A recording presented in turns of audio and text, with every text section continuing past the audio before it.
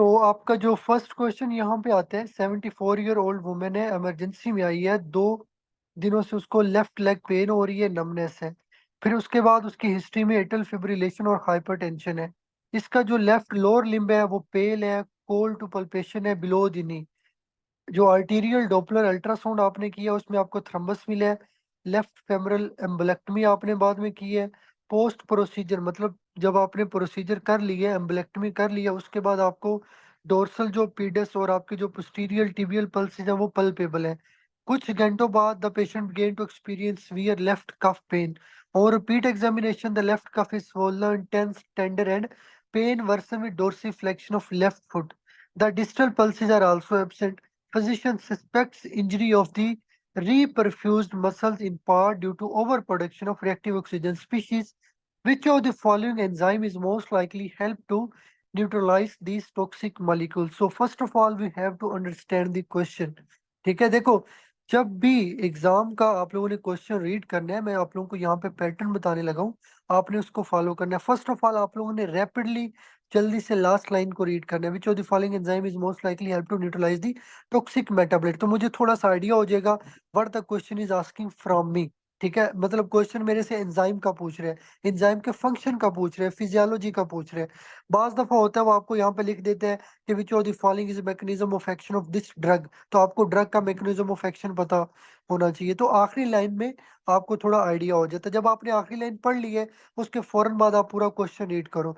पूरे क्वेश्चन आपने अभी रीड किया, इसमें उसने क्या बताया है कि एक पेशेंट था, 74 ईयर ओल्ड है, उसको एटल फिब्रिलेशन हाइपरटेंशन की हिस्ट्री है। अभी उसको क्या हुआ था, उसकी आर्टरी के अंदर थ्रम्बस बन गया था, आपने उस थ्रम्बस को रिमूव किया है। जब आपने इसके थ्रम्बस को रिमूव किया है तो जाहिर बात है, जब आपका पहले थ्रम्बस था तो आपका ब्लड फ्लो कम था, लेकिन थ्रम्बस को रिमूव करने के बाद आपका ब्लड दोबारा जाएगा। तो जब आपका ब्लड दोबारा गया है तो इसको दोबारा से सिम्टम क्या आने लग गए, इसकी जो कफ है वो पेन फुल है, टेंडर है, स्वोलन है। तो इसका मतलब क्या हुआ, इस पेशेंट को रीपरफ्यूजन इंजरी हो गई है। मतलब कि इस बंदे को आपने क्या किया, पहले ब्लड इसका फ्लो करवाया थ्रम्बस को रिमूव करके। जैसे ही आप इसके ब्लड को तेज करवाएंगे या इसके थ्रम्बस को रिमूव करेंगे, इसका ब्लड फ्लो इंक्रीज हो जाएगा। तो जब इसका ब्लड फ्लो इंक्रीज होगा तो आपके ब्लड में क्या होता है, ऑक्सीजन स्पीशीज होती है, they will go and damage your normal tissue. उससे फिर क्या होगा, आपको पोस्ट अस्कीमिक इंजरी होगी। तो उसको पोस्ट रीपरफ्यूजन इंजरी भी बोलते हैं। तो इस मरीज को हुआ क्या है कि एम्बेलेक्टमी के बाद इसको अक्यूट कंपार्टमेंट सिंड्रोम हो गया। ये जो इसको कफ पेन है, स्वोलन है, टेंडर है, डोर्सिफ्लेक्शन कर रहे हो, पेशेंट को फुट पेन होती है, ये आपको कंपार्टमेंट सिंड्रोम में मिलता है। तो reperfusion injury can lead to compartment syndrome. अब उसने क्वेश्चन ये किया है कि फिजिशियन ने सस्पेक्ट किया है कि इसको रीपरफ्यूजन इंजरी हुई है। तो रीपरफ्यूजन इंजरी किसकी वजह से होती है, रिएक्टिव ऑक्सीजन स्पीशीज की वजह से होती है। तो आपने बताना है हमारी बॉडी में कौन सा एंजाइम होता है जो नॉर्मली रिएक्टिव ऑक्सीजन स्पीशीज को न्यूट्रलाइज करते हैं। सो फर्स्ट ऑफ ऑल मुझे ये पता होना चाहिए कि हमारी बॉडी के अंदर जो रिएक्टिव ऑक्सीजन स्पीशीज है वो होती कौन कौन सी है। What are the names of reactive oxygen species. तो आपने पढ़ा होगा super oxide, hydroxy radical and singlet oxygen, all these are the reactive oxygen species. तो ये जो रिएक्टिव ऑक्सीजन स्पीशीज होती है ये क्या करती है, ये आपके डीएनए की म्यूटेशन कराती है, आपकी प्रोटीन की सिंथेसिस की डिस्ट्रप्शन करवाती है, या आपकी मेम्ब्रेन के अंदर जो लिपिड होता है उसकी पेरोक्सीडेशन करवाती है। These are the function of reactive oxygen species. बात यह है कि हमारी बॉडी के अंदर अल्लाह ताला की तरफ से इन रिएक्टिव ऑक्सीजन स्पीशीज को डिफेंस करने के लिए मैकेनिज्म भी है। मैकेनिज्म कौन से हैं, उनको एंटीऑक्सीडेंट बोलते हैं। लाइक आपकी बॉडी में सुपर ऑक्साइड डिसम्यूटेज है, आपकी बॉडी के अंदर ग्लूटाथायोन परऑक्सीडेज है, आपकी बॉडी के अंदर कैटालेज है। तो सुपर ऑक्साइड, ग्लूटाथायोन, कैटालेज ये क्या करते हैं, ये आपकी रिएक्टिव ऑक्सीजन स्पीशीज को आपके वाटर में कन्वर्ट कर देंगे। तो जब आपका वाटर में कन्वर्ट होगा तो क्या होगा, आपके पास जो उनकी एक तरह से डैमेज करने की एबिलिटी होगी वो खत्म हो जाएगी। तो आपकी जो चीजें होगी वो न्यूट्रलाइज हो जाएंगी, उससे फिर आपके टिश्यू का सेल का डैमेज नहीं होगा। लेकिन आपने प्लीज याद रखना है कि जब अस्कीमिया होता है ना तो आपकी बॉडी में अस्कीमिया की वजह से इतनी ज्यादा ऑक्सीजन स्पीशीज बन जाती है कि ये जो आपके एंटीऑक्सीडेंट एंजाइम्स होते हैं ना, इनकी जो इतनी कैपेसिटी नहीं होती, उसकी वजह से फिर आपको हाई ऑक्सीडेटिव स्ट्रेस इंजरी हो जाती है, जिसकी वजह से सेल की इंजरी होगी और आपको आपके सेल की डेथ हो जाएगी। ये आप लोगों ने इसमें याद रखना है। तो इसका मतलब ये हुआ कि उसने उस एंजाइम का पूछा है जो एंटीऑक्सीडेंट है। तो मैंने कौन से एंजाइम पढ़ाए हैं? 3, सुपर ऑक्साइड डिसम्यूटेज, ग्लूटाथायोन और कैटालेज। अब यहाँ पे ऑप्शन में कौन सा दिया हुआ है? आपको सुपर ऑक्साइड डिसम्यूटेज दिया हुआ है। सो आंसर क्या होगा? Super oxide dismutase. ये आपने याद रखने। अच्छा, अब अगर मैं बात करूं कि आपके दूसरे ऑप्शन, ये जो साइटोक्रोम ऑक्सीडेज है, साइटोक्रोम ऑक्सीडेज क्या करता है? बहुत ही सिंपल, हर बंदे को पता है, ये माइटोकॉन्ड्रिया में होता है, इसका काम है एटीपी बनाना। तो यहाँ पे बात हो रही है न्यूट्रलाइजिंग एजेंट की, कि वो कौन सा एंजाइम है जो न्यूट्रलाइज करता है। वो एटीपी की बात नहीं कर रहा। अगर एटीपी का पूछता है वो साइटोक्रोम सा। अच्छा, साइटोक्रोम P450 कहाँ पे होता है? ये आपके लिवर में होता है। इसका काम है ड्रग्स और टॉक्सिन्स को मेटाबोलाइट करना। तो ये आपकी बॉडी में टॉक्सिन और ड्रग्स को हैंडल करते हैं। रिएक्टिव ऑक्सीजन स्पीशीज को हैंडल नहीं करेगा। माइलोपेरोक्सीडेज क्या करते हैं? माइलोपेरोक्सीडेज आपके न्यूट्रोफिल में होते हैं। ये आपके न्यूट्रोफिल में रिएक्टिव ऑक्सीजन स्पीशीज बनाते हैं, ये न्यूट्रलाइज नहीं करता। फिर उसके बाद है NADPH ऑक्सीडेज।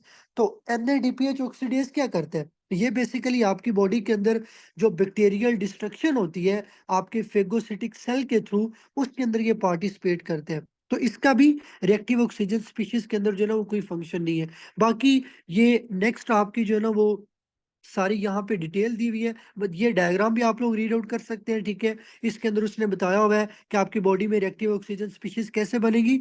सबसे पहले आपकी बॉडी में O2 सुपर ऑक्साइड, ये O2 जो माइनस वाला ये कन्वर्ट हो जाएगा H2O2 के अंदर, हाइड्रोजन पर ये जो H2O2 है ये कन्वर्ट हो जाएगा हाइड्रोक्सी रेडिकल के अंदर। बाद में ये जो आपकी रिएक्टिव ऑक्सीजन स्पीशीज बनी है, मतलब hydroxy radical, super oxide, hydrogen पर, they will go and damage your protein, damage your DNA, damage your lipid membrane। ठीक है, ये आप लोगों ने याद रखना है। बाकी उसके बाद ये सारी डिटेल है जो मैंने आपको चीजें पढ़ाई है, A to Z सारा कुछ यहाँ पे लिखा हुआ है। कि पहले उसने बताया, पर this person has acute compartment syndrome. Acute compartment syndrome इसको क्यों है? ड्यू टू रीपरफ्यूजन, कि जब आपने इसके ब्लड को रिस्टोर किया है, तो इसका जब ब्लड इसके इफेक्टिव लिम्ब में गया था, वहां पे जाके जब ब्लड गया, ऑक्सीजन प्रेजेंट थी ब्लड में। उस ऑक्सीजन ने क्या किया? आपके टिश्यू के अंदर ज़ैंथीन ऑक्सीडेज, NADPH ऑक्सीडेज और ये जो नाइट्रिक ऑक्साइड सिंथेटेज है, ऑक्सीजन इसके साथ मिलके क्या करेगी? रिएक्टिव ऑक्सीजन स्पीशीज बनाएगी। तो वो कौन कौन सी होगी? Super oxide, hydroxy radical and singlet oxygen. और ये फिर आपके DNA को, प्रोटीन को, लिपिड को डैमेज करेंगी। फिर उसके बाद एंटीऑक्सीडेंट का बताया हुआ है, सुपर ऑक्साइड, ग्लूटाथायोन, कैटालेज है। ये आपकी बॉडी में रिएक्टिव ऑक्सीजन स्पीशीज को कन्वर्ट करते हैं ऑक्सीजन एंड वाटर के अंदर। और ये आपकी इन रिएक्टिव ऑक्सीजन स्पीशीज को न्यूट्रलाइज करेंगे, आपका सेल डैमेज नहीं होगा। ये आप लोगों ने याद रखना है। बाकी मैंने आपको ऑलरेडी बता दिया है कि पोस्ट इस्कीमिक स्टेट में क्या होता है, आपकी बॉडी में रिएक्टिव ऑक्सीजन स्पीशीज ज्यादा बन जाती है, जिसकी वजह से ये एंजाइम हैंडल नहीं कर पाते, इनकी कैपेसिटी कम होती है, जिसकी वजह से आपकी रिएक्टिव ऑक्सीजन स्पीशीज ज्यादा बनेगी, तो सेल डेथ हो जाएगा। बाकी ऑप्शन ए, साइटोक्रोम C क्या करता है? एटीपी में हेल्प करता है। साइटोक्रोम P450 क्या करता है? ये आपके टॉक्सिन और ड्रग्स को हैंडल करता है। ये आपने याद रखना है, ये आपका रिएक्टिव ऑक्सीजन स्पीशीज बनाता है। यहाँ पे बात हो रही है न्यूट्रलाइजेशन की, कि कौन सी चीज न्यूट्रलाइज करती है। माइलोपेरोक्सीडेज भी आपकी रिएक्टिव ऑक्सीजन स्पीशीज मतलब बनाएगा। ये जो हाइपोक्लोरस, जो आपकी ब्लीच होती है, ठीक है, it is produce with the help of माइलोपेरोक्सीडेज, तो वो भी आपको ऑक्सीडेटिव डैमेज करवाएगी, तो वो न्यूट्रलाइज नहीं करता। NADPH ऑक्सीडेज भी आपकी बॉडी के अंदर बैक्टीरियल डिस्ट्रक्शन में हेल्प करता है। तो ये आप लोगों ने इसमें याद रखना है। तो मैं ओवरव्यू दे देता हूँ। देखिए, जब आपके टिश्यू के अंदर ब्लड जाता है ना, तो उस ब्लड में ऑक्सीजन होती है। आपके टिश्यू में क्या होता है? एंजाइम्स होते हैं। कौन से? Xanthine oxidase, NADPH oxidase, nitric oxide synthetase. ये एंजाइम क्या करेंगे? ऑक्सीजन को पकड़ के रिएक्टिव ऑक्सीजन स्पीशीज बनाएंगे। कौन कौन सी? Super oxide, hydroxy radical and singlet oxygen. और ये बाद में आपके टिश्यू को जाके डैमेज करेंगे। लेकिन अल्लाह ताला की तरफ से हमारी बॉडी के अंदर डिफेंस मैकेनिज्म्स हैं, वो एंटीऑक्सीडेंट कहलाते हैं, तो वो फिर आपके इस टिश्यू को प्रिवेंट करेंगे। ये आप लोगों का जो है ना वो फर्स्ट क्वेश्चन था। होप सो आप लोगों को इसके अंदर जो है ना वो चीजें समझ आई होंगी।